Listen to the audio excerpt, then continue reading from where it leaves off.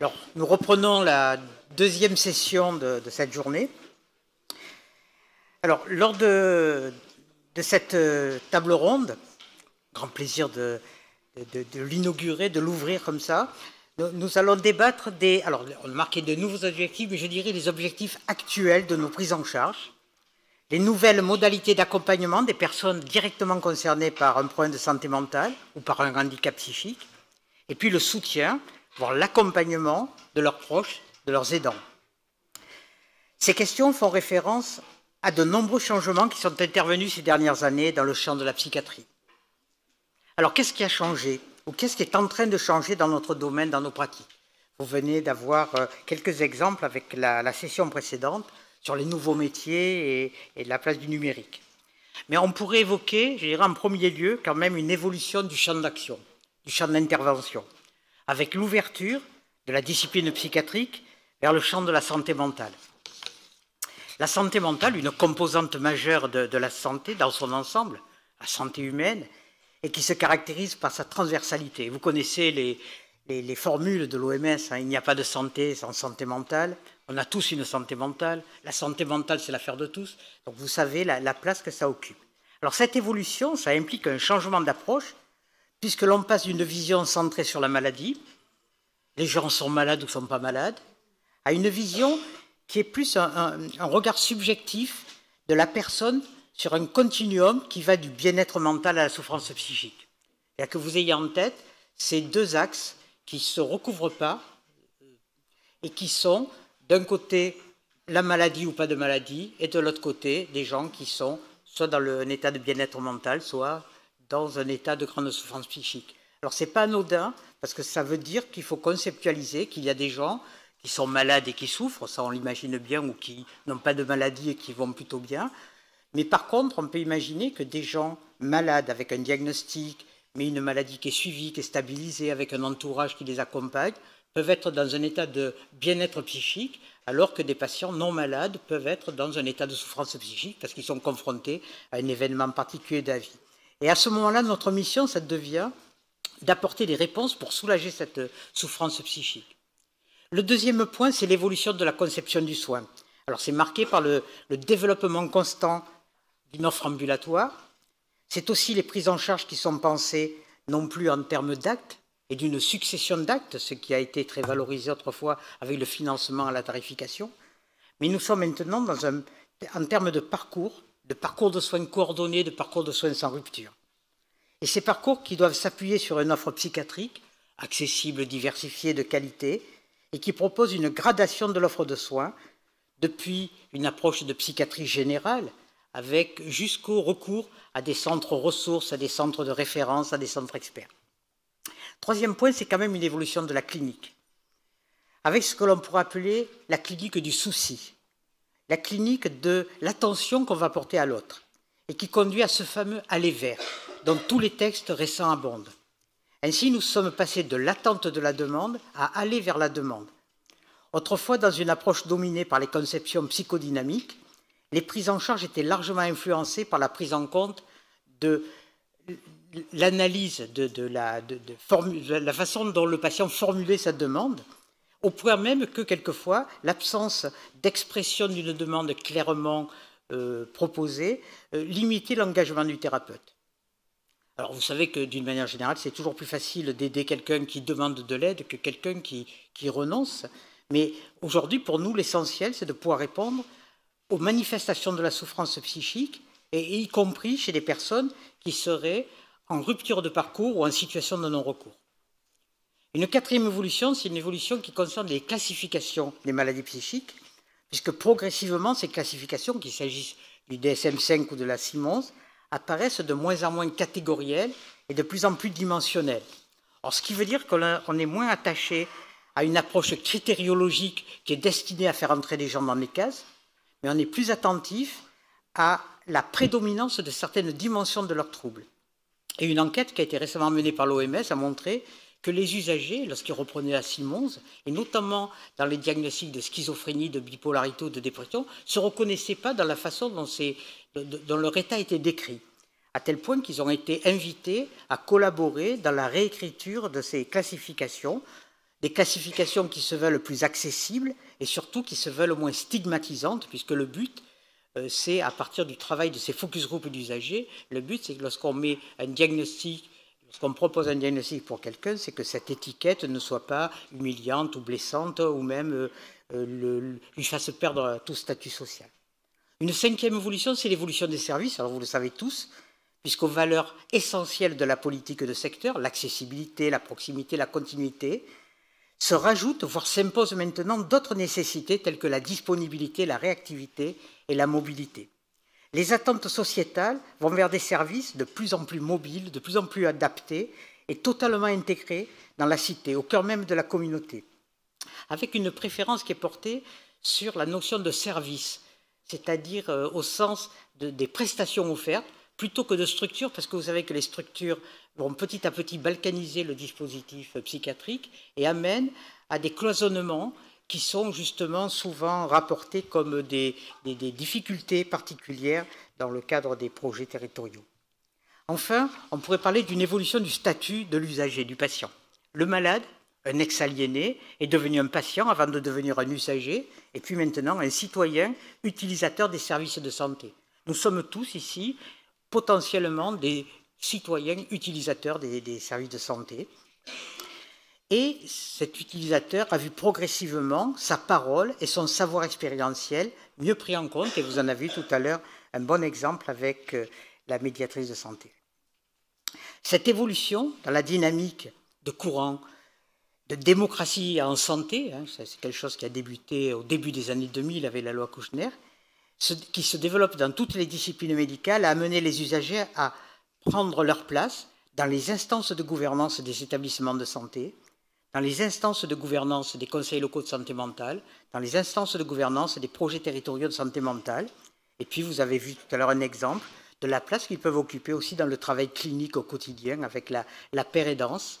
Et donc, Mme Castello avait montré dans son tableau comment on est passé d'une approche très paternaliste par les professionnels de santé vers une approche beaucoup plus partenariale. Un mot qui n'a pas encore été tellement évoqué, c'est celui des directives anticipées. Ça a été plusieurs fois évoqué sans que le terme soit vraiment parlé. Enfin, et vous l'imaginez bien, les objectifs de nos prises en charge ont également évolué. Lors de notre table ronde, nous allons parler de rétablissement et de soins orientés vers le rétablissement, de réhabilitation psychosociale, d'inclusion sociale et d'insertion professionnelle, et notamment en milieu ordinaire de travail, d'autonomisation, d'empowerment, de pleine citoyenneté, mais aussi du soutien et de l'accompagnement des proches et des aidants.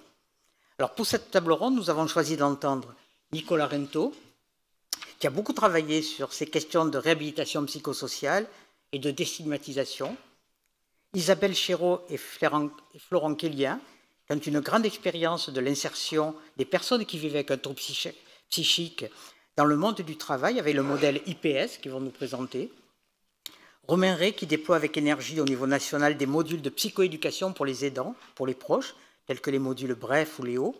Et puis Marie-Jeanne Richard, la présidente nationale de l'UNAFAM, qui rappellera tous les apports, toutes les aides que l'on peut attendre de la part des proches, mais aussi les attentes qu'ils peuvent avoir.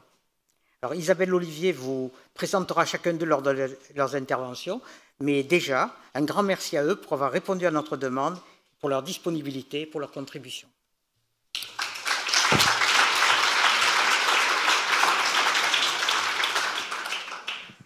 Merci Monsieur Jordana pour cette entrée en matière.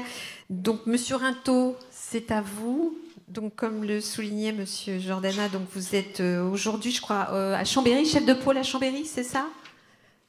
Je ne suis pas encore chef de pôle. Pas encore, mais non, mais ça ne saurait tarder. Et donc vous êtes surtout l'auteur d'un petit livre qui a fait beaucoup de bruit, qui a été très remarqué, qui s'appelle Soyez Réhab. Et donc moi je dirais que moi qui suis très présente sur les réseaux sociaux, vous êtes presque un influenceur réhab là en ce moment, enfin rétablissement plus exactement. Je trouve que vous êtes voilà, sur les réseaux, en tous les cas, ça bouge et votre petit livre a fait bouger les lignes. Donc c'est à vous, 20 minutes. Merci beaucoup.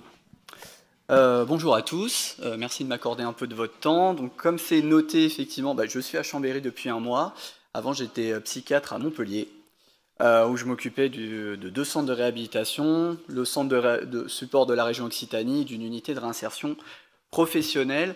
Donc chargé à moi de vous parler de la réhab partout et pour tous.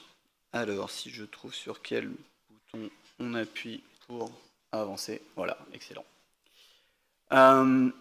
Alors, la réhab, on en entend parler beaucoup. Hein. A priori, quand on regarde, les plus optimistes d'entre nous diront qu'on est en ordre de marche. On a une centaine de centres en France à notre disposition.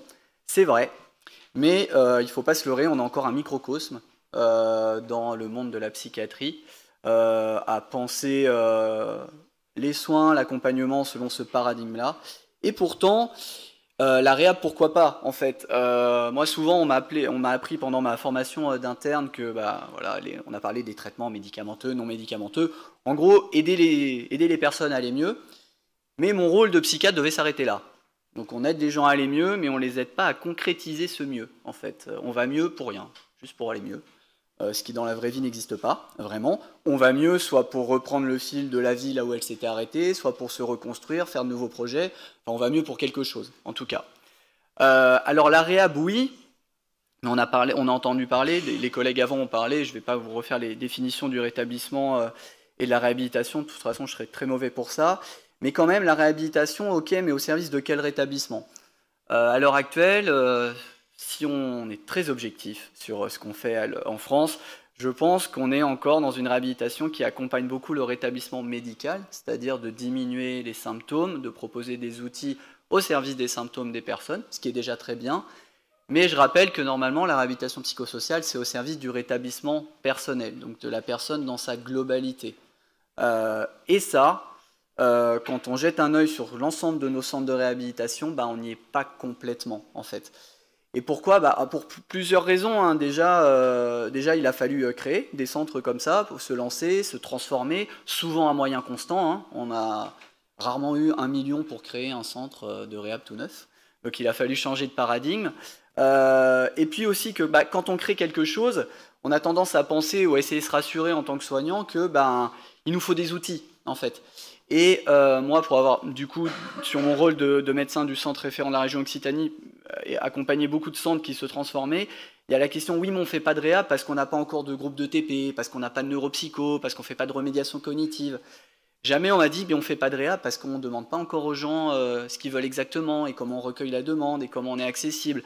La réhab, c'est une posture avant les outils. Les outils viendront toujours à temps ou après, c'est pas un problème, ça. Par contre, que des centres de réhab soient devenus des centres de remédiation cognitive et des centres de TP uniquement sans accompagner les projets de vie, ça c'est un problème. La réhabilitation, pour les gens concernés, pour leurs proches, ça a généré beaucoup d'espoir, beaucoup d'attentes, à raison, parce que c'est cool.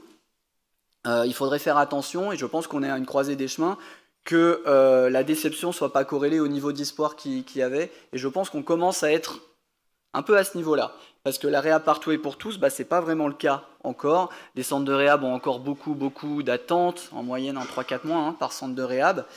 Alors vous allez me dire, oui, mais on n'a pas de moyens. Je vais vous dire non. Je pense que le fait qu'on ne soit pas accessible, c'est beaucoup à cause de nous, et surtout beaucoup à cause de nos organisations. Pourquoi c'est important de se poser là-dessus? La réhab, au-delà d'être cool, on fait une spécialité passionnante, la psychiatrie. Probablement que dans une quinzaine d'années, elle sera plus qu'elle est aujourd'hui. On avance sur tous les sujets, l'imagerie, la génétique, le microbiote, pour ceux qui se demandaient pourquoi il y a un petit caca. Mais moi, quand je vais à des congrès, plutôt des congrès de psychiatrie où on est plus de psychiatres avec mes collègues, etc., souvent je me dis, ok, c'est cool, mais quand? Et à chaque fois que je vais dans ces congrès, où il y a plus des soignants en psychiatrie que des gens concernés et leurs proches, je me dis, mais s'ils étaient là, ils se diraient quand même, c'est bien gentil votre histoire, mais pour les gens tout de suite, en fait. Et la réhabilitation, ça nous offre ça, en fait.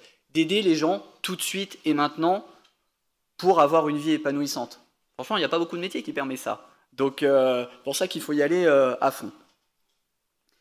Après, la réhabilitation, le rétablissement, en gros, j'imagine que vous l'avez lu, ou si vous lisez les principes qui portent ce courant, tout le monde est d'accord. il faut être humaniste, évidemment qu'on remet la personne au centre, etc., etc. Mais on se rend compte que dans l'application, par contre, au quotidien, tout de suite, on a toujours une petite pensée qui nous explique « Ouais, mais attends, quand même, il ne peut pas être à toutes les réunions, et puis on ne peut pas quand même accompagner tous les projets, puis c'est bien de connaître la maladie un peu avant, et puis quand même de prendre un traitement avant toute chose, et de bilanter, etc., etc. » Donc on s'éloigne. Je rappellerai que dans la littérature, la corrélation entre rétablissement médical et personnel, elle est très faible, hein, voire pas du tout présente dans certains papiers. Concrètement, on peut avoir plein de symptômes et réaliser des projets personnels de notre choix. Ça arrive. Du coup, l'idée, c'est de transformer un peu nos pensées limitantes au quotidien de soignants, etc., en pensées militantes. De passer de « il peut pas, c'est trop tôt, il se rend pas compte, prenons soin de lui », faisant la même activité pendant 10 ans, qui est parfois un hobby de soignant plus qu'une activité en soi, mais peu importe. Ah, c'est ce qu'il veut, il a le droit d'essayer, comment je peux l'aider? Alors je vous propose une petite vidéo qui pourrait, imaginer, on est un staff d'hôpital de jour, d'avance, désolé pour le jeu d'acteur, je vous assure que j'essaye d'être meilleur psychiatre qu'acteur sur cette petite vidéo. Bonjour à tous, on va commencer la réunion en parlant de Théo. Qui veut prendre la parole? Moi, en tant qu'infirmier référent Théo, je peux commencer. Alors, il vient de façon assez régulière à l'HDJ. Je crois que ça ne l'intéresse pas trop. Et il faut être un peu derrière lui. Ces derniers temps, il a pas mal de demandes par contre. Et je me demandais si on ne devrait pas l'orienter vers le centre de réhabilitation psychosociale qu'on nous a présenté il y a 2 mois. Ah, c'est vrai qu'il y a ce truc qui vient d'ouvrir. Bon, je comprends pas trop ce qu'ils font en plus que l'HDJ. En plus, c'est assez flou, leur idée d'accompagner tous les projets. Ça donne de faux espoirs aux patients et après, ils viennent plus aux activités proposées. Écoutez, moi, toutes ces modes en psychiatrie, j'en ai vu passer un paquet. Je vous rappelle que notre travail, c'est de veiller à ce que les gens prennent leur traitement, viennent à leur rendez-vous et viennent aux soins qu'on leur propose. Donc, on va voir Théo, bien lui réexpliquer son emploi du temps ici et le risque de rechute et de réhospitalisation s'il s'y tient pas. Ah mais oui, c'est vrai qu'il y a cette nouvelle unité. Je connais pas trop, mais en tout cas, le positionnement un peu différent des soignants là-bas a l'air de plaire aux usagers et à leurs proches. Ça vaut le coup d'essayer. De toute façon, Théo, il voit plus d'intérêt à ce qu'on lui propose ici. Excellente idée. Écoutez, vous pouvez les contacter, voir un peu comment on accède à eux, et puis en fonction de la réponse, on en parlera à Théo et on voit si ça l'intéresse.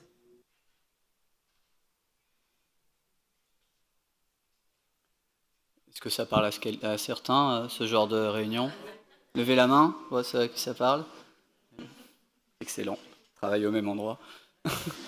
Alors l'idée, pourquoi aussi, c'est pas qu'une question du humaniste d'accompagner les projets. Évidemment que ça l'est, et qu'on ne devrait pas se poser la question, mais pour les moins convaincus d'entre nous, c'est aussi quelque chose de très pragmatique. Proposer du soin à une personne, il n'y a pas de porte différente, il n'y a pas 10 000 façons de le faire. Soit la personne, on lui propose un soin, elle est d'accord, bon, ça n'arrive pas souvent. Soit il y a la porte d'entrée des projets, en fait. Et en fait, l'idée, c'est que, pourquoi on ferme la porte à aucun projet, qu'on ne présume jamais, déjà pour éviter de passer pour des cons, parce que quand on présume, généralement, les usagers y arrivent, leur projet, donc après, d'avoir géré Madame Irma en amont, c'était pas terrible, mais que nos outils, plus on va les amener par la porte des projets qui ont été choisis par les personnes et qui font sens pour eux, plus on va pouvoir travailler de manière précise, plus on va pouvoir les outiller plutôt que de pallier, donc plus ça sera pérenne dans le temps. C'est assez logique en fait. Si on se met un peu une échelle de rétablissement et puis d'insight de conscience des troubles, vous voyez, alors, en haut à droite c'est facile, quelqu'un qui a plein de projets, qui a plein d'espoir pour son rétablissement et qui a une bonne conscience des troubles, qui vous demande des soins, bon c'est de la psychiatrie pour les nuls, pas besoin d'épiloguer. Par contre, souvent on se retrouve en bas à droite, notamment pour des jeunes. Moi je connais pas, j'en parlais avec des collègues à la pause, moi je connais personne avec une schizophrénie à 20 ans, dit bonjour, on m'a dit que j'avais une schizophrénie, j'aimerais bien faire de la remédiation cognitive pour mes troubles cognitifs, peut-être des habiletés sociales et puis un peu de TP, ça serait très utile. Non, je veux retourner à la fac, je devais prendre un appart avant de rentrer en hospitalisation, du coup j'ai perdu du temps, j'aimerais bien m'y mettre, partir en vacances avec les potes et puis reprendre ma vie en fait.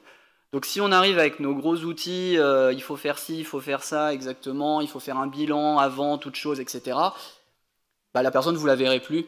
Alors que si vous lui dites ok, vous aurez tout le loisir d'amener les mêmes outils, mais plus au service d'avoir conscience ou pas d'un trouble, mais au service d'un obstacle qui s'est mis entre la personne et son projet. Et en plus, la personne vous fera confiance, vous êtes la personne qui a cru en elle ou en lui, donc c'est vraiment important. Donc c'est au-delà du côté humanisme, hein, c'est pragmatique. Après, la question, c'est comment on accède à nous, en fait, à toutes nos unités. Et là, j'ai mis centre de réhab, mais c'est en général, en fait, parce que la réhabilitation, depuis 2022, est dans la loi.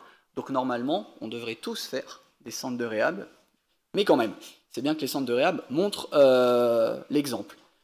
Le problème, c'est qu'on est peu accessible. On l'a dit. Et pourquoi ? Parce qu'on met des critères. Or, je croyais que la réhabilitation et l'accompagnement du rétablissement personnel, c'était de ne pas présumer d'accompagner la personne en temporalité et en qualité. Du coup, tout ce qui est, il faut une demande de soins, être orienté par un psychiatre, faire partie du secteur, critères de stabilisation, de prise de traitement, lettres de je sais pas quoi, etc. Tout ça, ça fait perdre du temps. Les 3 ou 4 mois d'attente, ils sont en partie largement liés à ça. Si vous rajoutez qu'en plus, à l'entrée, il faut forcément voir le psychiatre de l'unité, qui est rarement à 100% dans un centre de réhab, et bien s'il n'y a que des entrées quand le psychiatre est là, il n'y a pas souvent d'entrée en fait. Ce qui est un problème. Du coup, alors que personne ne nous a dit ça, hein. Bon, un peu nos ARS sur des critères un peu plutôt rétablissement médical que personnel, mais bon, on s'arrange. Alors qu'on devrait viser l'auto-orientation, que tout le monde puisse envoyer un mail, toquer à la porte et être et à qui on demande. Moi, dans le centre de réhab dont je m'occupe, je leur demande même pas pourquoi ils sont suivis, ni ils ont un traitement, en première intention, ça n'a pas d'intérêt. Vu que de toute façon, ce que je vais leur dire, ça sera pareil. Pas de délai, aucun critère de suivi. En faisant comme ça, en tout cas, nous à Montpellier, on a essayé d'avoir ce paradigme-là. On reçoit toutes les personnes en 48 heures maximum et on n'a jamais d'attente. Donc c'est possible. L'autre chose sur laquelle on peut jouer, c'est, la personne a réussi à avoir une lettre de son psychiatre. Imaginez tous les psychiatres qui ne croient pas à la réhab, et qui n'orientent pas vers le centre de réhab, c'est un frein aussi. Donc faire dépendre d'une lettre de votre psychiatre, c'est un peu aussi un problème. Mais bon, vous arrivez au centre de réhab, enfin ça y est, le centre de vos rêves qui va accompagner tous vos projets. Mais non, ça ne se passe pas comme ça. Il y a une évaluation à l'entrée. Vous voyez à peu près tout ce qui existe. Alors si vous avez de la chance, pas de chance, ça dépend comment vous le voyez. Vous êtes dans un centre où il y a psycho, neuropsycho, ergo, tout le monde, vous voyez tout le monde avant, sur des évaluations de principe, en fait, peu orientées sur vos projets, vu qu'on ne vous les a pas encore vraiment demandé. On hiérarchise, généralement, il y a une réunion à 2-3 semaines, sans vous, pour décider une fameuse réunion d'inclusion ou d'admission. Donc, ça veut dire qu'il y a des critères, alors je croyais qu'il ne fallait pas en mettre. Inscription à des groupes de principes, ETP, remédiation cognitive, etc. Et ça freine encore. Où est la demande ? Quand est-ce qu'on a recueilli la demande, etc. Alors que, on pourrait se mettre, nous c'est le projet qu'on a posé, aucune évaluation de principe, aucune intervention d'un professionnel spécifique, uniquement s'il y a un obstacle ou s'il y a une plainte. Mais pour avoir une plainte qui soit un peu fondée, il faut bien que la personne vive des choses. Parce que sinon, évidemment, quand vous arrivez, et comment vous dormez, et comment vous mangez, et comment vous vous concentrez, moi, si je remplis ce qu'on appelle un PSI, etc., moi aussi, je vais avoir des plaintes pour tout, c'est pas centré sur grand-chose. D'accompagner tous les projets et d'amener les outils uniquement au service d'une demande. Alors, j'entends que quand on a créé un super groupe, qu'on a fait du brainstorming pour lui trouver un super logo et un super nom, on a envie de le faire, mais tant pis. Pour vous donner une idée, moi, le centre dont je m'occupais, le groupe de TP, il n'a pas tourné depuis 5 ans. Parce que pas de demande à ce niveau-là, ce qui arrive souvent avec des jeunes. Donc l'idée vraiment c'est d'essayer au maximum, si on veut aider les gens, de se rendre accessible, de faire du sur-mesure, d'être tourné vers l'extérieur. Encore trop de choses se font à l'intérieur, que ça soit des activités, de l'entre-soi. Il faut aller chercher dans le droit commun les outils pour accompagner les usagers. Sinon ça veut dire, alors j'entends, c'est super s'ils refont du sport avec nous, s'ils refont des choses avec nous, mais c'est quand la fin, en fait. Si on les outille pas, ou le week-end, quand on est fermé, s'ils veulent faire du sport, l'idée c'est comment on transvase et comment on outille les gens plutôt de se satisfaire qu'ils fassent les choses avec nous. Au mieux, il faut que ça soit un tremplin. Vraiment, ou au pire, comme vous voulez. Donc je pense que l'accessibilité, elle est beaucoup dans nos organisations, mais qu'il y a du travail et qu'on est confrontés tous au même problème. Du coup, en lien avec, et je terminerai là-dessus, en lien avec le Centre Ressources Nationales maintenant de Lyon, on a monté un appel à participation à un groupe de travail, Réhab pour tous, qui sera en fait 4 groupes de travail qui visent à agir sur tous les leviers qui font qu'aujourd'hui il y a encore trop peu de gens qui sont accessibles à la réhabilitation. Donc il y aura, pour vous donner une idée des 4 groupes, donc évidemment c'est ouvert à tout le monde, hein, aux usagers, aux proches, aux soignants. Il y aura 4 groupes. Il y aura Ma Réhab en 15 jours, que je gérerai moi comme groupe, que j'animerai, groupe de travail. Ça visera que tous les centres de réhab en France soient accessibles au maximum en 15 jours. Ce qui est ambitieux, comme je vous ai dit, on n'y est pas. Il y aura un groupe qui s'appellera Team Réhab, qui visera à travailler sur tous les outils d'entraide entre pairs, de self-help, etc. pour favoriser les choses, parce qu'il n'y a pas que dans les lieux de réhab, évidemment, qu'on se rétablit, et heureusement. Il y aura un groupe Tous Réhab. On se confronte beaucoup, quand on y croit, aux structures soit qui ne nous orientent pas les usagers, soit qui ne s'y mettent pas eux-mêmes. Toutes les équipes le disent, on a du mal à leur expliquer, on a du mal à parler le même langage, etc., à faciliter les liens entre nous avec les autres unités d'extra, avec l'intra. Ce groupe-là aura pour charge de réfléchir et d'amener des rendus et des propositions concrètes et des outils concrets pour avancer là-dessus. Et enfin, un dernier groupe, Info Réhab, qui visera une diffusion beaucoup plus large, une information beaucoup plus large de la réhabilitation psychosociale et des principes de rétablissement. Plus les gens en demanderont, plus on sera bien obligé d'en faire. Voilà, merci de votre attention.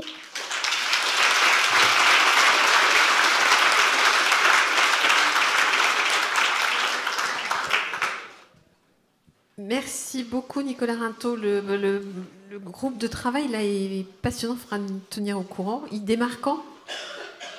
On l'a lancé au congrès de Réhab la semaine dernière à Marseille. Pour l'instant, on a à peu près 200 personnes qui ont déjà répondu. D'accord.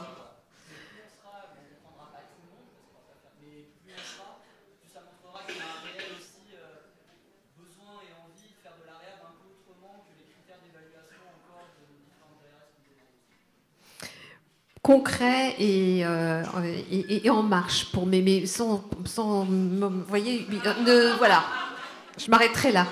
Je ne vous souhaite pas le même emballement que voilà. Bon, on arrête là. Alors, nous allons passer ensuite à la question de l'emploi accompagné, qui est aussi une étape fondamentale. Donc avec donc le docteur Isabelle Chéreau, qui est responsable du centre référent conjoint. Ça m'a beaucoup intéressée. Et puis le docteur Florent Kellien, qui est psychiatre au centre Sainte-Marie de Clermont. Donc vous êtes à 2 voix, l'un après l'autre, voilà. En couple, comme en conjoint, une intervention conjointe. Non officiel, le couple, non quand officiel. même. On s'arrêtera là. J'en suis le premier informé. Très bien. 20 minutes aussi. Bonjour à tous et à toutes. Je vais essayer de rebondir après tout ça. Je vous préviens, c'est un peu moins coloré. Donc l'idée, c'est que je vais vous faire une présentation rapide du centre référent conjoint de réhabilitation de Clermont-Ferrand, dont je suis un des médecins coordinateurs avec ma collègue Isabelle Chéreau. Donc moi, je suis le docteur Florent Kellien, je travaille à Sainte-Marie-Clermont et en réhabilitation depuis un peu plus de 2 ans maintenant. Donc ce centre référent conjoint de réhabilitation vient s'inscrire dans une structuration des soins de réhabilitation au niveau territorial qui passe à différents niveaux, donc avec un centre ressources qui est basé sur Lyon, qui est là pour aider à la cohésion des évaluations et des traitements, qui organise des manifestations scientifiques, qui collige un petit peu toutes les données scientifiques pour mettre au point des projets de recherche, et puis qui soutient également les centres référents dont nous faisons partie actuellement. Donc les centres références vont avoir un territoire, on va dire, assez vaste en termes d'accompagnement. Il est là aussi pour évaluer et apporter des prises en charge, notamment pour les cas les plus complexes, en tout cas sur ce qu'on nous demande. Et puis, il participe à l'innovation thérapeutique et il accompagne également la création et l'accompagnement vers des centres de proximité. ces centres de proximité donc, qui voilà, ont un territoire d'action un peu plus restreint et qui sont principalement focalisés sur tout ce qui est évaluation et prise en charge. Voilà, comme son nom l'indique, le centre référent conjoint, il est conjoint, et donc on a répondu conjointement, du coup, que ce soit l'hôpital Sainte-Marie et le CHU, à un appel d'offres de l'ARS qui a eu lieu en décembre 2017, et donc ce centre a été labellisé en mars 2018 avec les premières inclusions de patients en 2019, et puis ensuite 2 ans de Covid. Donc ça a pris un petit peu de retard, on est d'accord. Mais on y est, hein, ça démarre fort.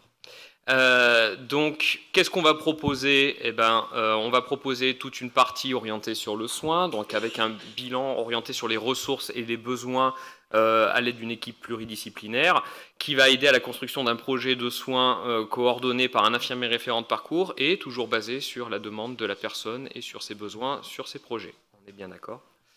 Avec l'appui d'un réseau de partenaires qu'on va chercher justement à organiser, que ce soit sur le plan des professionnels de santé, mais aussi sur les structures médico-sociales, les entreprises, et puis tout ce qui est associatif. Et puis on va être impliqué également dans tout ce qui est programme de recherche et programme de formation pour diffuser les pratiques orientées rétablissement vers différentes équipes. Voilà. On avait mis quelques phrases voilà, de la part d'une personne concernée sur le rétablissement, mais Lise, avec qui nous travaillons, l'a fait brillamment tout à l'heure, donc je vais passer. Donc ça, ce sont effectivement nos différentes missions. Je vais plus m'appuyer sur la mission de soins, puisque c'est celle qui va concerner notre sujet d'aujourd'hui principalement. L'objectif étant de proposer un parcours individualisé vers le rétablissement et des soins spécifiques. Donc comment on s'y prend? On a mis en place un secrétariat commun, donc un seul numéro de téléphone, une seule adresse mail, ça simplifie les choses. L'idée étant de donner une accessibilité, soit par le biais d'un bilan, s'il y a besoin de faire un point justement sur faire un état des lieux sur les attentes et besoins de la personne, ou ça peut être aussi un accès direct sur certains soins en fonction de ce que souhaite la personne. Qui peut prendre contact avec nous? Tout le monde. Que ce soit les professionnels, voilà, surtout de tous les bords, mais aussi évidemment les personnes concernées, leurs proches, enfin ça peut venir un peu de partout.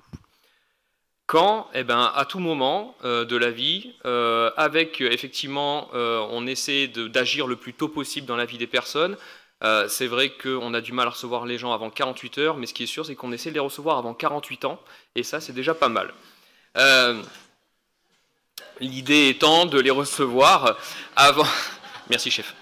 L'idée étant de les recevoir effectivement en dehors d'un épisode aigu, voilà, sur un moment plutôt propice.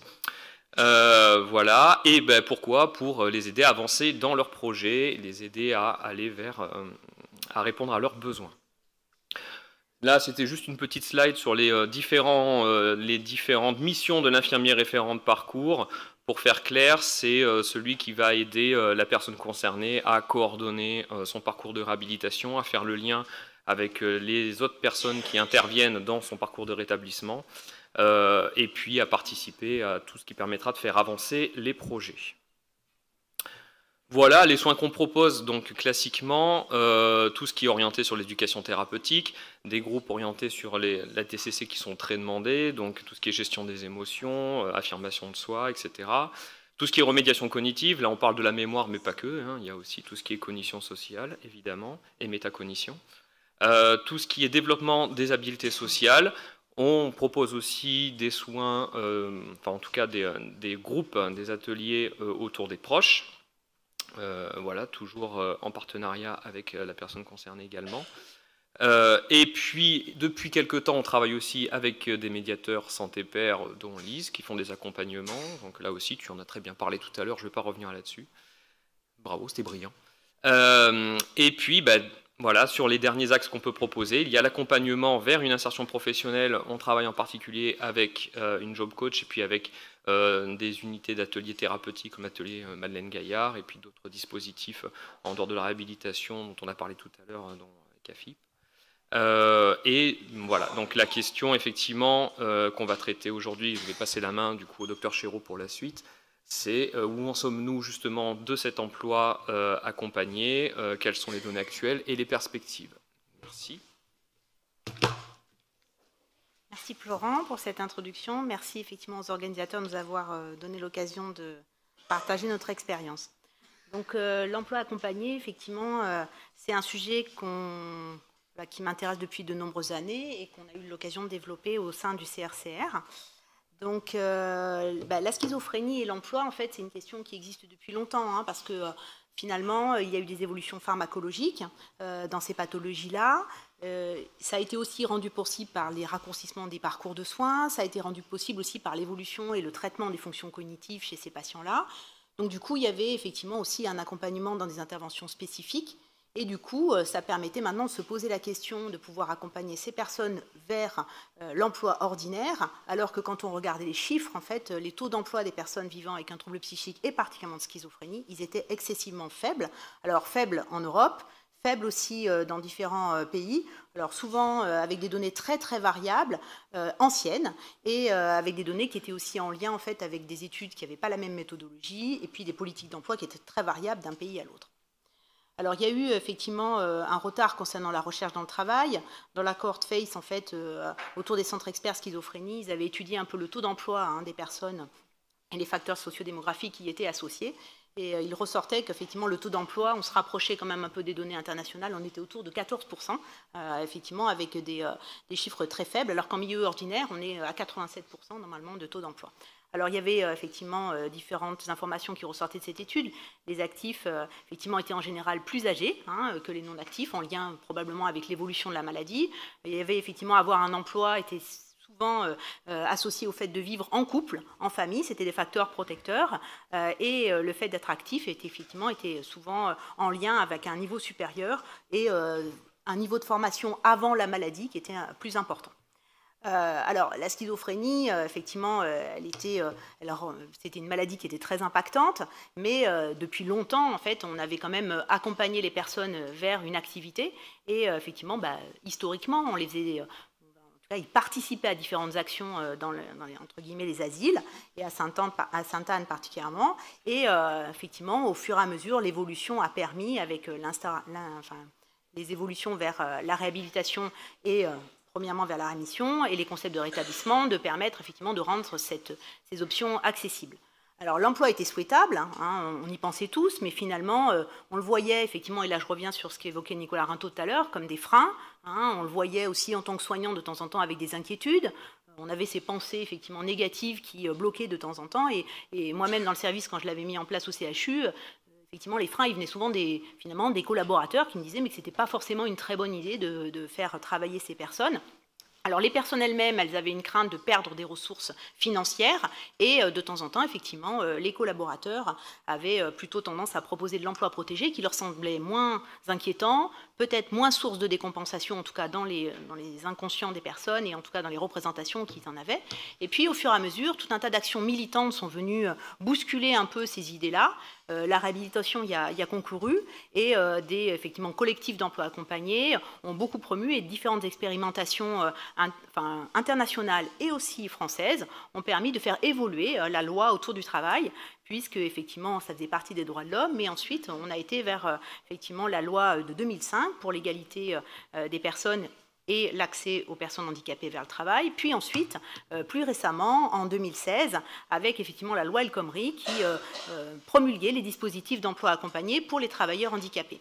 Et du coup, plus récemment, des circulaires qui, effectivement, ont permis de développer sur le territoire national tout un tas de structures autour de l'emploi pour les personnes souffrant d'un handicap psychique, afin d'harmoniser, en fait, finalement, les filières, harmoniser, effectivement, les modalités de prise en charge, puisqu'il y avait beaucoup d'expérimentations, mais qui étaient très différentes dans la France, et du coup de proposer une plateforme commune, qui effectivement est en général régionale, et qui permet effectivement par différents opérateurs de proposer un accompagnement avec une même méthode. Alors nous on a la chance en Auvergne que cette plateforme existe maintenant depuis quelques années. C'est une structure médico-sociale en fait qu'il a mis en place, et avec laquelle on était partenaire, et qui propose effectivement de l'emploi accompagné avec différents partenaires et différentes actions, toujours avec la même méthode. Donc du coup, cette méthode-là, en fait, c'est une méthode qui n'est pas, on va dire, novatrice en France. C'est une méthode qui est très ancienne, qui a vu ses premiers jours plutôt autour des années 70 aux États-Unis. C'est la méthode IPS. Alors à la base, c'était une stratégie qui avait pour objectif, effectivement, de permettre aux personnes qui avaient un handicap intellectuel de réintégrer la société, et puis des handicaps physiques. Et puis progressivement, dans les années 80, c'est une méthode qui a été associée et beaucoup mise en œuvre autour des troubles mentaux graves. Et puis dans les années 90, effectivement, autour des personnes qui souffraient d'un handicap psychique, avec effectivement l'idée que l'emploi accompagné, elle s'appuyait déjà sur la préférence de la personne, et on n'était plus dans le modèle d'entraîner les personnes et d'attendre qu'ils soient stables, d'attendre qu'ils aillent bien pour ensuite leur permettre d'accéder au travail, mais au contraire de les placer à partir du moment où ils avaient une demande autour de l'emploi. Et alors, ça rebondissait sur ce qu'on voyait, nous, au centre expert, mais aussi ensuite ce qu'on a vu ces dernières années au centre conjoint de réhabilitation, c'est qu'en gros, 80% des personnes qui viennent, ils ont la question de l'emploi en tête quand ils viennent en réhabilitation ou quand ils viennent effectivement au centre expert pour avoir effectivement une demande autour de ça.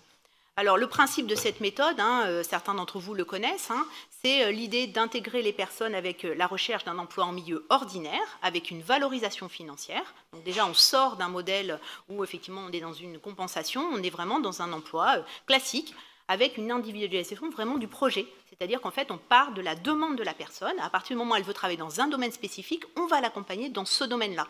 Et on ne va pas penser à sa place, on va l'accompagner dans son projet. Alors des fois, le projet va être farfelu, des fois, il va être inadapté au monde du travail ou, on va dire, aux possibilités de la personne. Mais en tout cas, ce n'est pas nous qui allons décider à sa place et on va l'accompagner dans son choix. Et au fur et à mesure, on va voir quelles sont les possibilités. On n'exclut personne. C'est pour tout trouble psychique, et on n'exclut absolument pas, ni en fonction de l'âge. Alors effectivement, on ne les reçoit pas dans les 48 heures, mais on essaye là aussi de les accompagner le plus rapidement possible. Alors, une des particularités, c'est qu'il y a une coordination entre le sanitaire, du coup le monde de l'entreprise, et les aspects, effectivement, tout ce qui est social autour. Et effectivement, on est vraiment dans la décision qui émane du patient et de lui-même. Alors, on l'informe aussi sur toutes les aides qu'il peut avoir autour de ce projet d'emploi et on l'accompagne avec un référent unique, alors qui est maintenant sur la plateforme, et on a un référent, nous, effectivement, dans un dispositif au centre de réhabilitation qui aide effectivement les personnes. Et effectivement, ce référent, il a un petit nombre de personnes, puisque pour avoir des bons résultats en emploi accompagné, il faut qu'un référent de parcours, un job coach, puisque c'est comme ça qu'on les appelle, il est maximum 25 personnes à accompagner pour que ça puisse fonctionner. Et puis on s'appuie sur un réseau évidemment d'entreprises et le job coach il est disponible en permanence pour répondre à la personne en fonction de sa demande et ensuite en fonction aussi faire le lien avec l'entreprise pour que la personne qui est en emploi, une fois qu'elle y a accédé, puisse être maintenue dans l'emploi.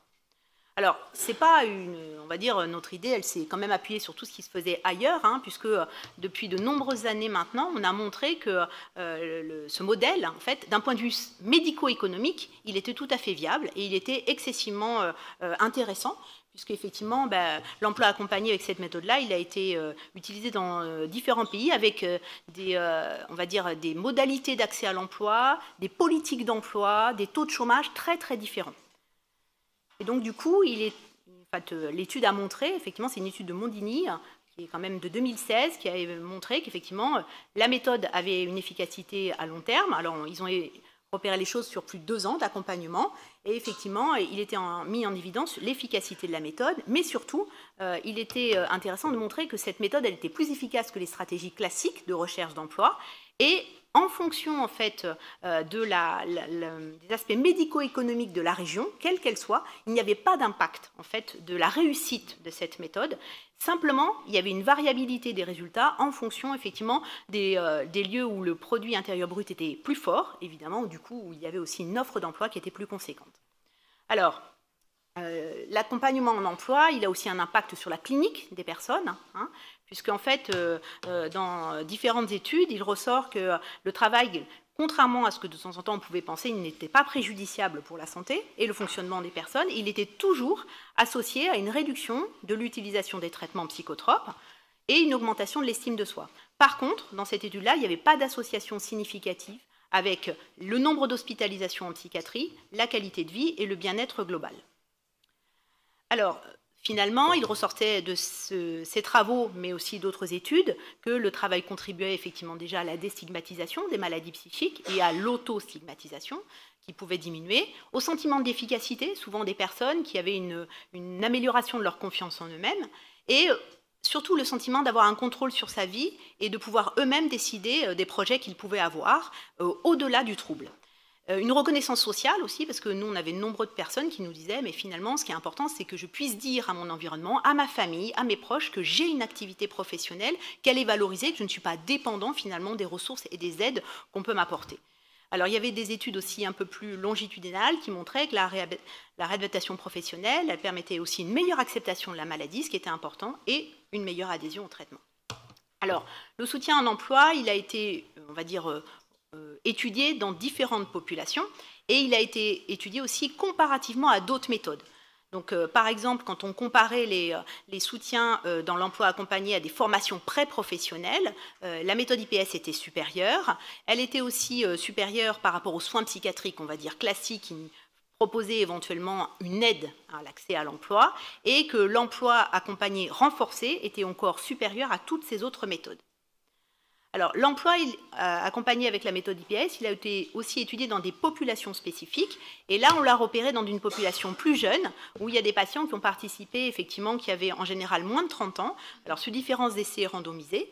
Et il ressortait qu'effectivement, souvent, dans cette population, donc non seulement la méthode IPS, elle était supérieure aux autres méthodes utilisées, mais surtout, ça permettait une avancée pour ces personnes dans un moment où la maladie arrivait et entraînait une cassure, en fait, de leur parcours. Et du coup, ça redonnait espoir à ces usagers-là. Alors, souvent, ils rentraient effectivement dans la maladie avec l'impression que tout s'arrêtait, que leurs études s'arrêtaient, que les projets ou les ambitions qu'ils avaient d'un point de vue avenir et d'un point de vue professionnel allaient être effectivement mises à mal par la maladie, alors qu'effectivement, dans ces cas-là, ça pouvait aider et ça avait un impact sur l'autostigmatisation. Et c'était aussi intéressant de les combiner avec des interventions précoces dans ces troubles-là. Et par contre, effectivement, il y avait souvent dans cette population peu d'expérience professionnelle et il ressortait de cette étude que les emplois proposés étaient peu qualifiés, en lien aussi avec l'âge des personnes qui rentraient dans ces études. Alors, le soutien en emploi, il a été aussi repéré dans les populations qui étaient un peu plus, alors ce qu'ils disaient de middle age, en fait, avec des personnes qui étaient un peu plus âgées, 45 ans en moyenne. Et là, c'était une étude assez intéressante parce que c'est une population qui n'est souvent pas beaucoup étudiée, alors qu'en fait, elle a moins de troubles, on va dire, elle a des troubles plus stabilisés et aussi elle a moins de consommation de produits associés. Pourtant, c'est une population qui a, on va dire, une particularité, c'est que souvent, elle a eu peu, on va dire, d'accès à l'emploi et des périodes de chômage très longues, et que souvent aussi en association, elle a des troubles cognitifs. Alors pourtant, en fait, dans cette population très spécifique des gens, on va dire, autour de 45 ans, là encore, l'accompagnement en emploi avec cette méthode, effectivement, montre des résultats supérieurs à différents niveaux.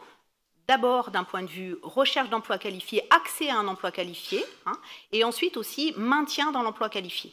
Donc ça, c'est plutôt intéressant, avec une valorisation financière. Par contre, cette étude ne montrait pas de différence significative avec les autres méthodes concernant on va dire, l'efficacité au travail malgré les symptômes ou des difficultés à maintenir l'emploi. Alors, il y a eu ensuite une étude qui, moi, m'avait paru intéressante à rapporter aujourd'hui. C'était effectivement l'association de la méthode d'emploi accompagné avec les personnes qui étaient dans les logements de type Housing First, où effectivement, là, ils étaient dans des structures et ils avaient combiné les deux possibilités avec l'idée que, effectivement, peut-être cette population-là pouvait aussi avoir accès, alors qu'elle était dans des modalités de logement spécifiques, à l'emploi accompagné. Et effectivement, alors c'était une étude de faisabilité qui était simplement sur 8 types de logements, qui a réuni effectivement un nombre faible de personnes, mais effectivement la mise en œuvre était à la fois d'abord réalisable pour cette population souvent marquée par des consommations de produits et plus efficace par rapport aux lieux classiques de soins et par rapport effectivement en termes de recherche rapide d'emploi, du nombre de diversité d'emplois et aussi les liens et tout le travail qui était fait avec les employeurs. Alors les freins au soutien en emploi, il en existe. Il en existe, puisque d'abord, en premier, effectivement, on pourrait penser que c'est les symptômes psychotiques et surtout les symptômes psychotiques négatifs, parce que souvent, les symptômes psychotiques positifs, ils ne gênent pas l'accès en emploi, ils gênent plutôt pour le maintien dans un second temps de l'emploi. Et puis, effectivement, on pourrait penser qu'il y a des lacunes dans les habiletés sociales et que les déficits cognitifs vont avoir un impact. Donc du coup, c'était intéressant de pouvoir coupler à certains moments, effectivement, l'emploi accompagné avec des stratégies pour aider ces personnes, avec des méthodes très spécifiques autour de ces freins. Les freins, ils pouvaient venir aussi d'autres éléments qui n'étaient pas des freins liés aux usagers eux-mêmes, mais beaucoup plus, on va dire, des freins à la société, puisque effectivement, Patricia Digan a évoqué que, effectivement, elle s'était, à partir du moment où elle avait posé son diagnostic, elle s'était parfois sentie finalement une personne de seconde zone, une citoyenne de seconde zone, et qu'effectivement, il y avait tout un travail à faire autour de la société pour aider les personnes à accéder, malgré leurs troubles, effectivement, à tout un tas d'éléments, dont le travail. Donc, finalement, le travail et l'inclusion, on avait fait un sondage autour de référents handicap pour leur demander qu'est-ce qui ferait qu'eux, ils accepteraient dans leurs entreprises des personnes souffrant d'un trouble psychique. Et les freins, ils venaient souvent de leur méconnaissance de la pathologie dans laquelle ils avaient besoin d'être accompagnés. C'était aussi en lien avec un manque d'aide appropriée quand les personnes allaient mal alors qu'elles étaient en entreprise, une absence effectivement de structures adaptées avec des lieux qui étaient souvent déshumanisés et une complexité des règles de travail pour embaucher ces personnes. Il va falloir conclure, Madame Chéron. Oui, mais en fait, comme on était deux, j'avais compris qu'on avait double de temps. Mais je vais faire C'est une technique, c'est une technique. Mais voyez, on était en couple, alors on s'est dit, on a plus de temps. Mais je vais faire au mieux. Je vous remercie. Voilà.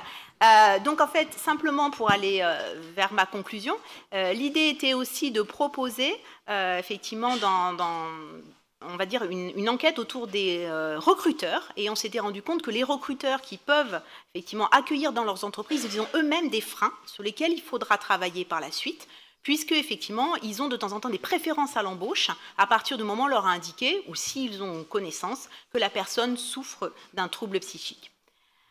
Différents jeux ont été proposés pour permettre aux managers en entreprise on va dire, de connaître mieux le trouble psychique et d'accompagner les personnes par rapport à leurs difficultés. Donc ça, c'est un jeu qu'on avait créé et qui était un jeu qui est proposé en formation managériale dans les entreprises pour accompagner les managers et aussi les collaborateurs à accueillir ces personnes. Et pour aller vers la fin, l'idée, c'était aussi de travailler sur la société elle-même qui devait être en capacité d'accueillir les personnes dans la formation et dans l'ensemble des services et dans la cité ensuite. Et pour finir, je ferai référence au travail des pères aidants parce qu'il y a une étude très intéressante qui est sortie. Alors malheureusement, elle ne conclut pas à des choses essentielles et les résultats sont encore très partiels, mais il était intéressant de s'articuler justement avec l'existant et particulièrement l'expérience des pères aidants dans l'accompagnement vers le travail pour les personnes souffrant de troubles psychiques. Et du coup, c'est une étude qui est sortie là en 2023 et qui a comparé effectivement des groupes de soutien à l'emploi avec la méthode IPS, avec des groupes de soutien de la méthode IPS plus des pères aidants. Alors pour l'instant, les résultats ne sont pas encore particulièrement positifs, mais en tout cas, ce qui était intéressant, c'est qu'on s'appuyait sur les expériences pertinentes et que le père aidant avait pour rôle de vérifier le lien avec les autres, de soutenir et de défendre les droits des personnes et d'avoir une relation mutuelle d'entraide qui pouvait aussi, par son expérience et son vécu à lui, accompagner les personnes vers l'emploi. Et que c'était des modélisations qu'il fallait avoir en tête, parce que ça avait un vrai impact. Et dans nos unités de réhabilitation, je pense que c'est un travail qui pourrait être vraiment mené. Donc en pratique, au CRCR, on accueille les personnes. En fonction de leurs besoins, effectivement, on peut les orienter vers les différents dispositifs qu'on a, sur effectivement différentes possibilités, et puis on s'articule avec tout un tas de partenaires. Je vais donc conclure. Donc l'idée, c'était de vous présenter que la richesse, effectivement, de la rencontre entre le sanitaire, le médico-social, mais aussi l'entreprise, peut avoir un vrai intérêt pour les usagers, qu'on s'articule régulièrement dans ces objectifs-là et qu'on travaille conjointement dans cette dynamique avec le centre référent conjoint et qu'on a pour objectif d'avoir un impact sur la stigmatisation et l'autostigmatisation, mais qu'on a bien conscience que dans la société, il y a encore des choses à changer, mais qu'on y travaille et qu'une partie du chemin est déjà accomplie. Je vous remercie de votre attention.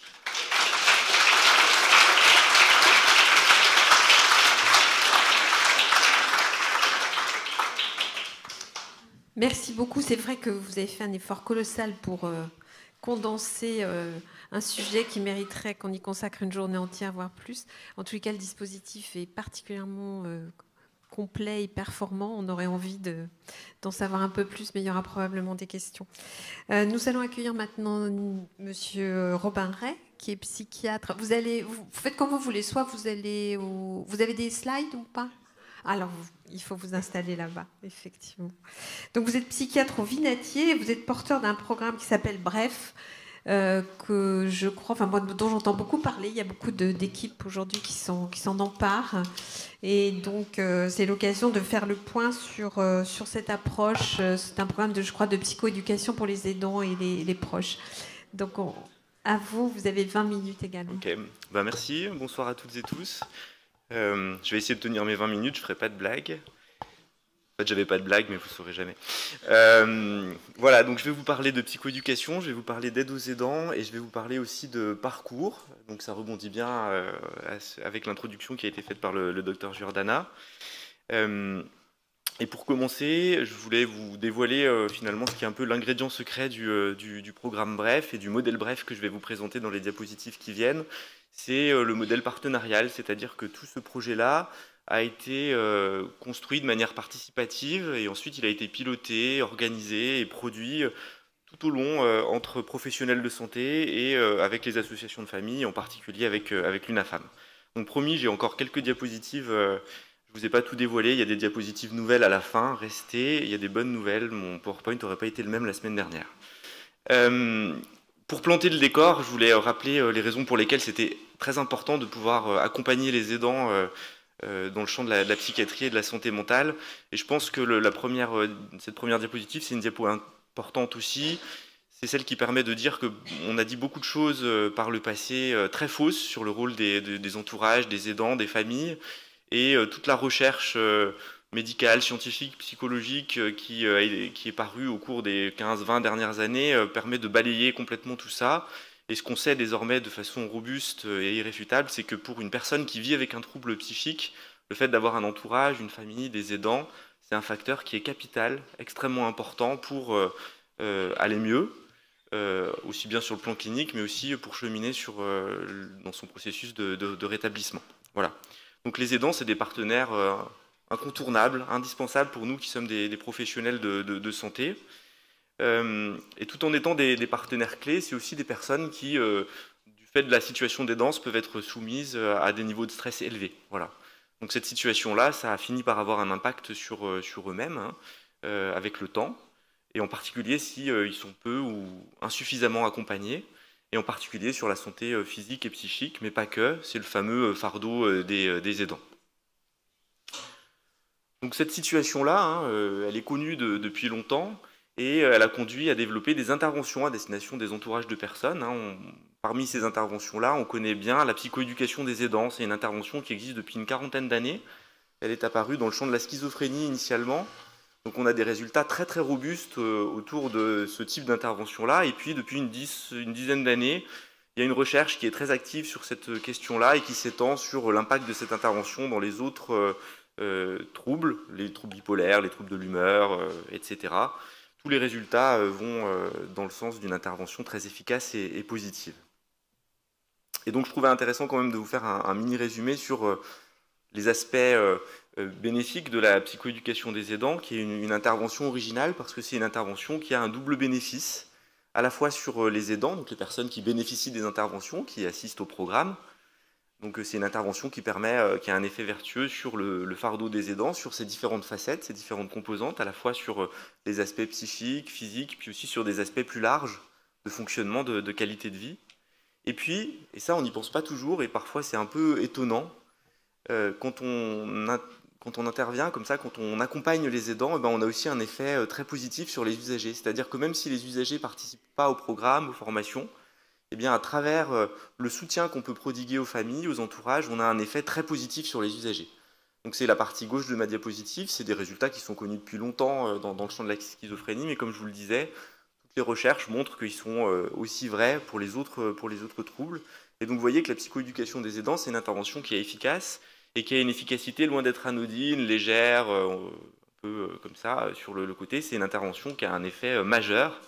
Et donc vous voyez tout le potentiel qu'on peut imaginer si on arrive à systématiser la psychoéducation des aidants et d'une manière générale l'aide aux aidants et tout le progrès que ça peut produire aussi bien pour le système de santé, pour les aidants et pour les personnes qui vivent avec un trouble psychique. Voilà, donc tout ce que je vous ai présenté, c'est archi connu, ça existe depuis très longtemps et c'est même intégré dans les recommandations internationales et dans les recommandations nationales. Donc je vous ai mis quelques recommandations internationales en Australie, parce que l'Australie c'est quand même un modèle qu'on essaie de beaucoup copier, mais je vous ai aussi mis les NICE, les recommandations du Royaume-Uni. C'est nos voisins tout proches, et alors eux ils sont exemplaires. Chaque recommandation pour chaque trouble a un chapitre entier sur les aidants. Et puis on a nos propres recommandations que personne ne lit, ou qu'on lit et puis dont on fait ce qu'on veut, ce qui est bien dommage. En France, les recommandations, il faudrait quand même qu'elles servent un peu plus que ça, et puis qu'elles soient peut-être un peu plus opposables. Voilà. En tout cas, le message, c'est autour de l'aide aux aidants, il faudrait pouvoir la proposer le plus tôt possible. Donc il n'y a pas de nécessité d'attendre, on peut le proposer d'un coup. Et à tous les aidants, donc pas juste ceux qui veulent, pas juste ceux avec lesquels la situation ne se passe pas nickel, vraiment avec tous les aidants. Et il faut que ça soit durable, c'est-à-dire dans une logique de parcours. Et donc en France, c'est tout le contraire, vous voyez. C'est-à-dire qu'on est dans une situation paradoxale, on accueille très peu d'aidants et souvent après un délai qui est vraiment très très important. Et c'est d'autant plus paradoxal qu'on a on a un certain nombre d'interventions qui sont disponibles pour les aidants.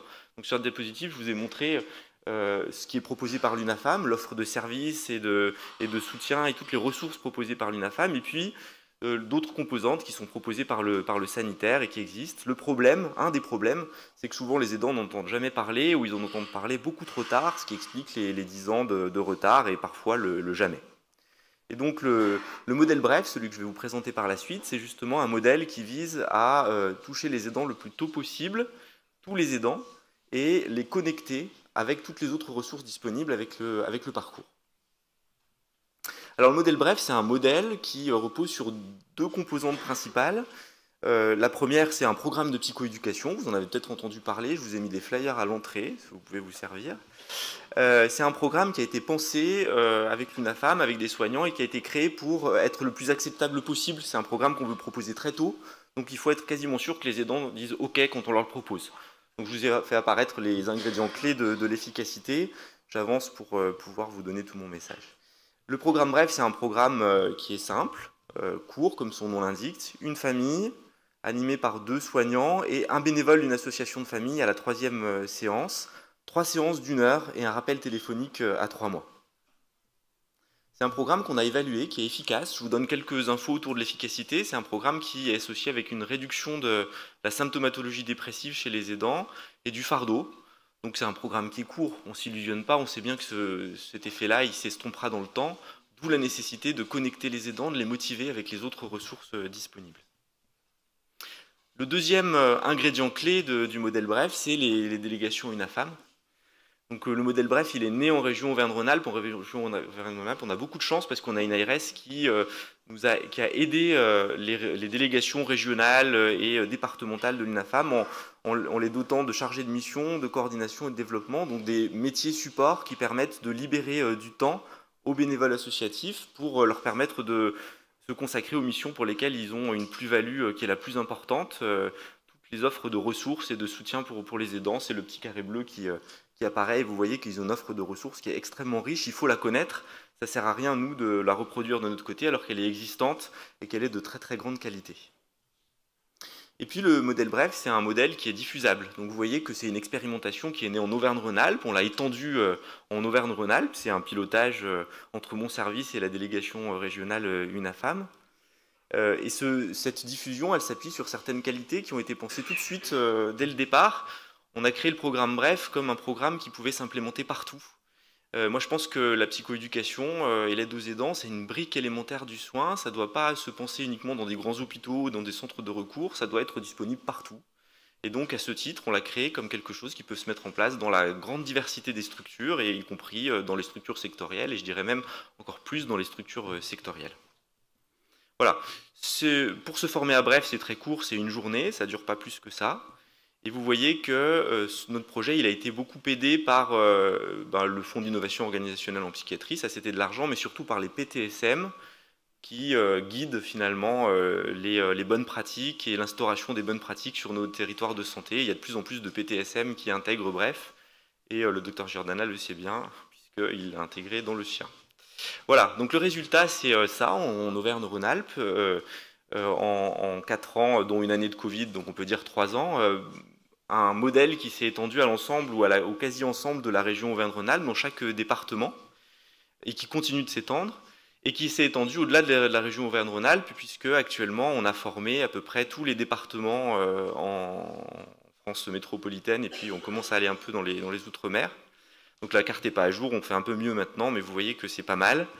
Et on commence à récolter les fruits de ces formations-là, puisque à peu près chaque semaine, on a 2 ou 3 nouveaux centres qui se déclarent à nous et qui nous disent que ça y est, ils ont instauré le programme BREF et le partenariat avec leur délégation départementale UNAFAM, et donc ils sont fonctionnels. Et tous ces centres, ils se référencent dans une application qui s'appelle eBref, qui est gratuite, que vous pouvez télécharger et qui vous permet de tout retrouver. Voilà. Et donc, pour rester dans les temps, je voulais terminer sur la suite, parce que c'est des bonnes nouvelles. La suite, c'est que ce modèle BREF, c'est un modèle qui est désormais reconnu. Donc l'année dernière, on avait le ministère de la Santé qui nous avait reconnu comme un projet pépite, qui disait qu'ils allaient nous accompagner pour être généralisés et pérennisés au niveau national. Bon, on n'en entendait plus parler depuis, mais on en a entendu parler il y a quelques semaines de ça. Plus récemment, il y a l'ANAP qui nous a intégré qui a intégré le modèle BREF comme un critère de qualité dans ses échelles d'autodiagnostic à destination des CMP et des hôpitaux de jour, pour les adultes, mais aussi pour les adolescents. Donc c'est une bonne pratique, vous voyez. Pas encore opposable, mais voilà. Le modèle de généralisation de BREF, pour le rendre complètement général et puis pérenne, c'est de créer les mêmes composantes que celles qui ont permis sa diffusion en Auvergne-Rhône-Alpes dans les autres régions. Donc c'est en cours. Il y a certaines ARS un peu précurseuses, on va dire, qui se sont mis à la main à la pâte. C'est en région parisienne et puis en Bretagne. Et voilà la bonne nouvelle. Cette année, comme chaque année depuis 2019, la DGOS, le ministère, a publié une instruction aux ARS pour leur dire il y a de l'argent pour faire des FIOP. Mais cette année, cette instruction, elle a un volet supplémentaire, un volet qui dit il y a désormais aussi de l'argent pour généraliser les projets pépites, comme le projet BREF. Et donc ça, c'est 10 millions d'euros pour l'année 2024. C'est des euros qui sont pérennes. Donc voilà comment ils se répartissent entre les différentes ARS. Et le message, c'est, si vous êtes intéressé par ça, faites du lobbying auprès de vos ARS, dites que vous êtes intéressé par le modèle BREF, que vous souhaitez qu'il s'implémente durablement sur votre région. Comme ça leur donnera envie de piocher dans cette enveloppe-là, de permettre la création d'un binôme régional du programme BREF et de permettre que ce modèle-là s'implémente durablement dans le paysage des soins. Et je vous remercie de votre attention.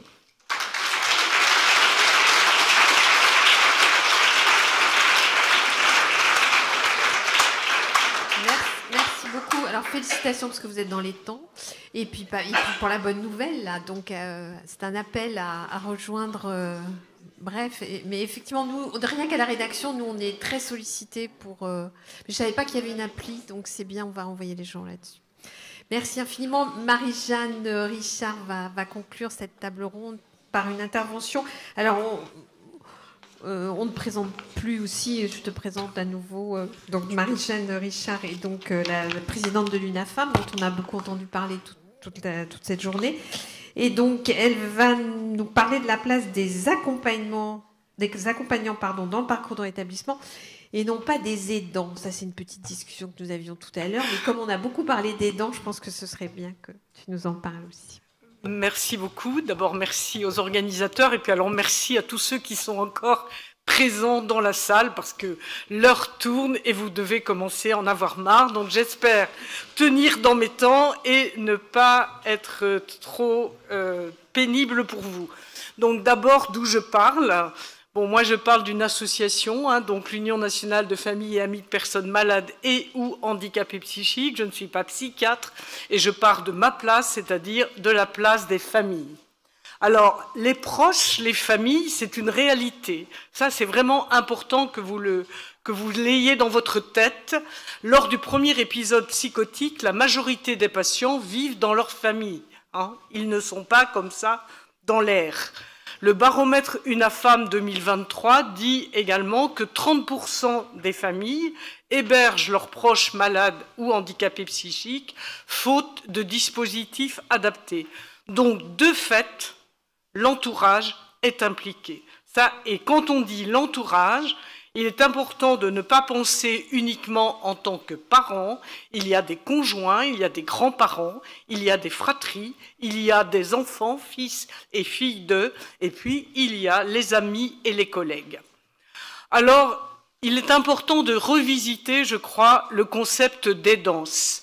Donc, pour avoir des subventions, nous sommes obligés, que ça soit par rapport à la CNSA, que ça soit aujourd'hui dans le cadre des FIOP, de parler des aidants. Mais il est important d'identifier le proche aidant et le proche. Le proche aidant, c'est la personne recours qui apporte son soutien à la personne malade et ou en situation de handicap. À ce jour, le plus souvent, il n'est pas rémunéré et le plus souvent, il pratique tout seul. Alors le proche, il est à côté de la personne. De fait, c'est ce que je vous disais tout à l'heure. Mais n'oublions pas qu'en psychiatrie, il peut ne pas s'identifier comme aidant. En particulier au stade des interventions précoces, nous, les familles qu'on reçoit, au stade des interventions précoces, elles ne s'identifient pas comme aidants.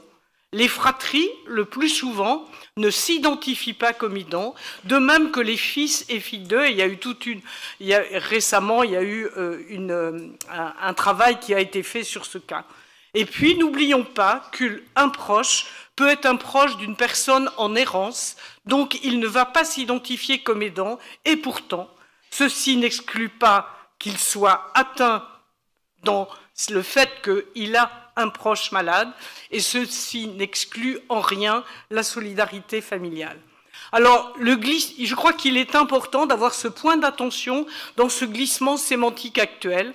Les aidants, c'est 11 millions de personnes, on en parle beaucoup, c'est une situation non choisie, extrêmement mal reconnue par les politiques publiques, aux conséquences importantes sur la santé, le pouvoir d'achat, la qualité de vie. Et contrairement au Canada, les politiques publiques françaises n'ont pas identifié la spécificité du proche d'une personne vivant avec des troubles psychiques. Donc ils ont beaucoup parlé des aidants dans le cas effectivement des maladies neurodégénératives pour les personnes âgées, beaucoup des aidants en situation de handicap physique, mais très peu de points particuliers pour les proches d'une personne vivant avec des troubles psychiques. Et pourtant, les conséquences sont très sous-évaluées et quand nous, on reçoit les familles, elles vous parlent systématiquement du parcours du combattant. Parce que, avant l'accès aux soins, il y a toute une période où la famille est seule, face aux réalités des premiers troubles engendrés par la maladie de son proche. Quelques chiffres de notre baromètre. 65% des familles, donc des adhérents UNAFAM, affirment que la maladie de leurs proches a eu un impact sur leur santé. 13,4% des femmes déclarent avoir été contraintes de passer à un temps partiel et 43% parlent de leur situation économique qui est fragilisée par la maladie d'un proche. De même que 88%, ce qui est quand même un chiffre important, confirment que la maladie d'un enfant a des répercussions sur l'ensemble de la vie de la fratrie. Et donc tout ça, tous ces chiffres, amènent au fait que 77% s'inquiètent, à juste titre, de l'avenir de leurs proches. Alors l'évolution de la place des familles, eh bien, elle s'est faite au gré des évolutions des pratiques de soins.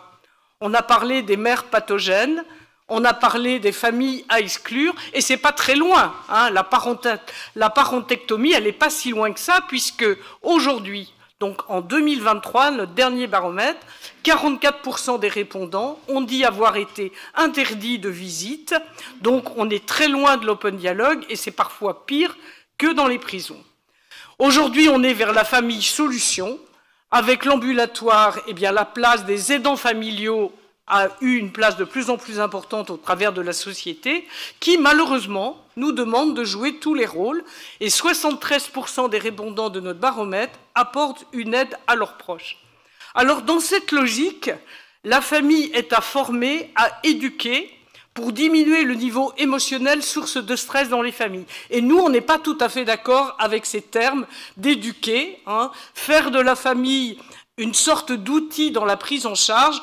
On est sur un moment où nous, on se dit, c'est pas notre rôle, d'autant que souvent, on n'est pas reçu par les soignants et que beaucoup de familles ne connaissent pas le diagnostic, confèrent le secret médical. Donc, je dis aujourd'hui, attention à ne pas faire subir aux proches une injonction à aider. Il faut absolument accompagner les aidants, mais attention à ne pas être dans une injonction à aider. Alors, que disent les 16 000 familles de l'UNAFAM? Eh bien, les familles reconnaissent qu'ils sont une ressource essentielle dont chacun, donc et vous, et moi, et tout le monde, dispose dans sa vie, et particulièrement dans les difficultés. Elle est effectivement mise à mal par la maladie d'un proche, elle peut retrouver ses capacités de famille, donc pas uniquement d'aidant, et donc de se rétablir et agir. Alors le rétablissement et le rôle de l'entourage, eh bien il y a des rôles non spécifiques que vous connaissez parce que vous les avez déjà vécus. La famille, c'est un socle de bienveillance. C'est le lien social naturel. Donc c'est votre soutien et c'est le soutien au choix de vie du proche. Et nous l'avons tous vécu dans notre propre vie. C'est souvent un soutien dans l'adversité liée à la maladie et à ses répercussions sur la vie quotidienne. Et donc il faut faire en sorte que ces rôles non spécifiques puissent exister, y compris dans le cadre d'une maladie psychique. Alors après, il y a des freins et des leviers dont on doit parler ici. Le premier frein, c'est le non-espoir, je vais rester un petit peu de temps là-dessus. Ensuite, la prise de risque, l'accès et les délais d'accès aux soins de réhabilitation, et ça fera le lien avec ce qu'a dit tout à l'heure donc Nicolas Rintaud. Et puis la question du rétablissement pour tous, qui est une question qui est souvent posée par les familles. Alors le non-espoir, je crois que c'est le premier frein pour les familles. Et donc il y a 3 enjeux lors du premier contact avec la psychiatrie. Le premier enjeu, eh bien, c'est d'assurer des soins adaptés, de qualité, au bon moment, au bon endroit. Si vous n'avez pas ça, vous n'avez pas le passeport pour le rétablissement. Le deuxième enjeu, c'est de ne pas laisser l'entourage seul face aux ruptures de trajectoire dont parlent les familles. Et donc ça, c'est un passeport pour la santé des aidants. Et si vous n'avez pas des aidants qui sont en bonne santé, eh bien, vous ne pouvez pas, en plus, leur mettre un fardeau sur le dos. Assurer des soins qui ne passent pas forcément par la case hospitalisation, c'est extrêmement important de continuer à travailler sur ce point-là et qui prend en compte les besoins de soutien à l'autonomie en fonction des retentissements des troubles sur la vie quotidienne. Et c'est ce que j'appellerais un passeport pour une vie citoyenne. Alors, vaincre le non-espoir, c'est très important de le vaincre de manière systématique et le plus tôt possible soutenir les familles. Et c'est dans ce cadre-là tout le travail que nous avons pu faire donc avec Roméré, j'allais dire Nicolas Ré, avec Roméré dans le cadre de Bref. Donc dans ce cadre-là, pour nous, il y a 2 points importants. Il y a le pair à pair, avec ce que l'on propose, donc les accueils, les groupes de parole, la péréducation par la formation, les ateliers d'entraide prospect, le réseau de soutien, mais il suffit que vous alliez regarder sur notre site et vous verrez tout ça. Et le deuxième point, c'est la psychoéducation, et je dirais que en espérant qu'un jour, on parle de psychopédagogie et qu'on ne soit pas obligé de parler de la psychoéducation des aidants. Alors, construire le soutien aux familles et l'aide aux aidants, c'est organiser les partenariats. Alors, je vais le mettre comme ça et ça sera plus simple. Donc, un appui sur les attentes des familles, c'est toute cette connexion qui peut être faite grâce à Bref. C'était vraiment une marche qui nous manquait. Ensuite, il y a toute cette pair-éducation qui peut s'offrir dans ce lien de pair à pair, puis la psychoéducation et puis les conseils thématiques, chacun ayant un rôle pour construire ce soutien aux familles et un rôle pour construire l'aide aux aidants. Alors je voudrais quand même avoir le temps de parler des autres freins que l'on a identifiés. Le premier frein, et ça a été vu tout à l'heure avec Nicolas Rintaud, c'est la prise de risque. Oui, les familles, nous sommes là normalement pour soutenir les projets, c'est ce que je disais tout à l'heure, c'est intrinsèque aux familles de soutenir le projet de l'autre. Et pourtant, dans le cadre de la maladie psychique, soutenir les projets à l'emploi, au logement, au voyage, à l'étude, aux activités, c'est pas si simple, parce que, effectivement, il faut pouvoir, ensemble, avec la personne, évaluer cette prise de risque. Et aujourd'hui, nous n'avons pas, je crois, cette culture d'évaluer la prise de risque. Et puis, nous n'avons pas l'importance aussi de reconnaître le droit à l'erreur. Tout à l'heure, vous parliez par exemple de l'emploi. Eh bien, la difficulté qu'ont les personnes d'aller vers l'emploi ordinaire, revenir vers le non-emploi, retourner vers l'emploi ordinaire sans perdre toutes leurs ressources.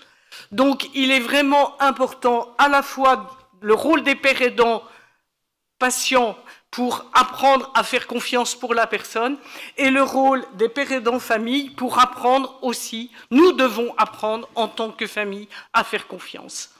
L'accès et le délai d'accès aux soins de réhabilitation sont aussi un vrai frein. Il y a une grande hétérogénéité dans les territoires, il y a les délais d'accès qui s'allongent, et donc les familles, elles sont parfois vraiment, elles ont l'impression qu'il n'y a pas de réponse en fait. Elles ont travaillé pendant je ne sais pas combien de temps avec leurs proches pour lui dire « tu sais, ça existe, tu pourrais en profiter, etc. » Et puis, elles se retrouvent avec un psychiatre qui lui dit « vous croyez qu'il pourrait en profiter ?» Je peux vous le dire, hein, parce qu'on en rencontre quand même des comme ça. Hein, voilà, ou qui dit « et puis, vous avez le... oui, mais il faudra qu'il puisse faire les 30 km ou les 100 km qui l'éloignent d'un centre de réhabilitation. » Donc, quelque part, dans les leviers, je crois qu'il faut vraiment avoir cet accompagnement de la personne de manière à ce que ce temps d'attente soit diminué le maximum. Et donc, je sais que c'est un travail qui est en cours. Et puis, le quatrième point qui est un frein et que nous, familles, on ne sait pas vraiment résoudre, c'est le manque de motivation qui est lié à la maladie, les troubles addictifs, les troubles de la volition, qui sont des composants de la maladie. Et quand quelqu'un vous dit « ah mais non, il ne pourra pas en profiter parce qu'il n'en a pas envie », vous imaginez pas comme nous, en tant que famille, c'est absolument insupportable à recevoir.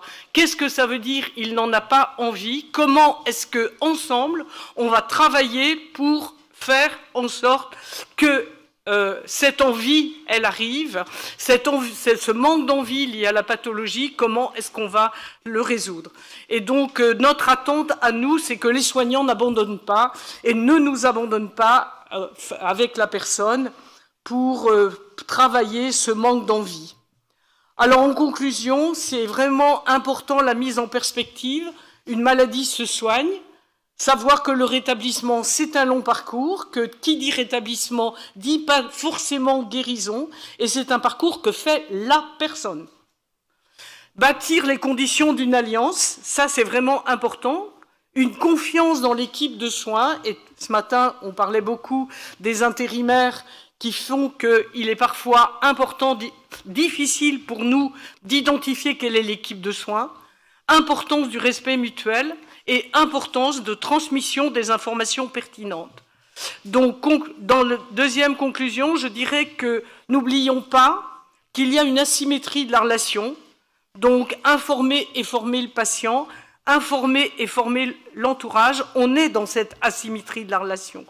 Donc, pourtant, les familles ont besoin de comprendre les troubles, parce que comprendre permet de lutter contre la perte d'estime de soi, contre effectivement le fardeau familial dont on parle, et j'ajouterais, comprendre permet de lutter contre la déresponsabilisation, parce que parfois, effectivement, pour les familles, c'est tellement lourd, le vécu a été tellement difficile qu'on peut arriver effectivement à l'abandon. Alors, le diagnostic reste encore un sujet très clivant, par peur de stigmatiser, de se tromper, peur d'enfermer, peur d'enfreindre le secret médical. J'ai envie de vous dire, et pourtant, de maladies très graves, sévères, sans espoir, vers une maladie qui se soigne, pour lequel on peut dire on n'a pas encore le diagnostic, mais c'est une maladie qui se soigne, dont la personne peut se rétablir. En soulignant l'importance de l'entourage, eh bien, je crois qu'il y a là un pas essentiel que nous devons tous prendre. Et donc, les accompagnants ont-ils une place dans le parcours de rétablissement? Il n'y a pas photo, c'est oui, mais il en est de même pour toute la société, et donc en route pour une alliance citoyenne. Merci.